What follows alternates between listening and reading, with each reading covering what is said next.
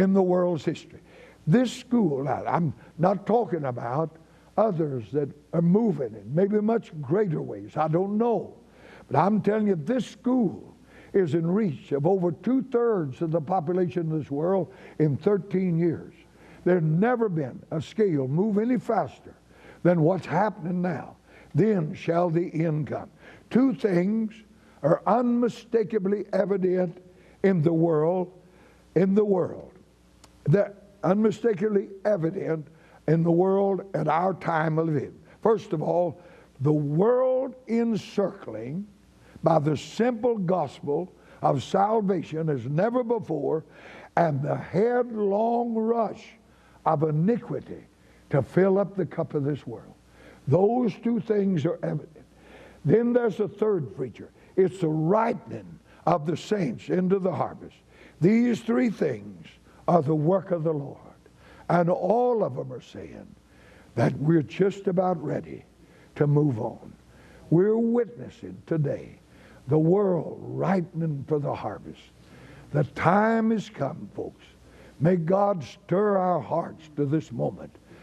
We're witnessing. God has drawn out the iniquity. Every true revival in history has happened at a time of moral midnight. The revival under Hezekiah, when Hezekiah went to bed that night, it's over with, folks. But when he got up the next morning, there's 185,000 dead Syrians out there. Revival came that night. Pentecost came on the heels of a moral midnight, the Calvary, the death of the Christ. Every revival has come when this cup of iniquity is full. Then God works. How do we know when that cup of iniquity is full? I can tell you it's full. I preached in this convention years ago the point of no return. Some of you may have been here. And I'd prayed, God, you said, when that cup of iniquity, there's a condition, has to synchronize with this exodus, the rapture. This world's cup of iniquity must be full. Then the exodus will take place. How can you know? He give me this one word. Men love darkness rather than light because their deeds are evil. I thought for a minute, what are you saying to me? What are you telling me?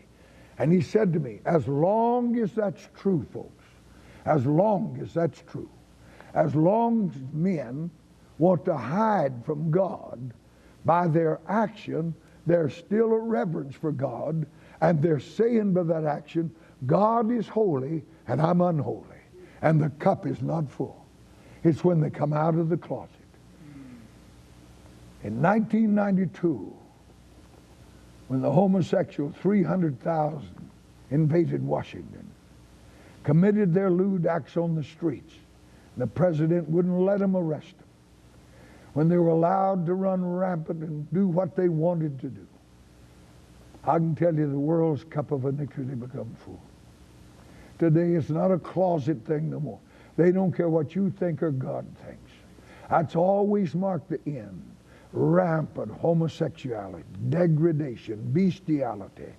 I can tell you the world's cup is full. They flaunt it today. They want to pass a law that truly born again Christians not be allowed to vote. We live in a time of a reprobate mind. The cup of iniquity has become full, folks. I don't know when the floods are coming, but I can tell you it's a coming. It's time to seek the Lord. Let's stand. Let's love him here today.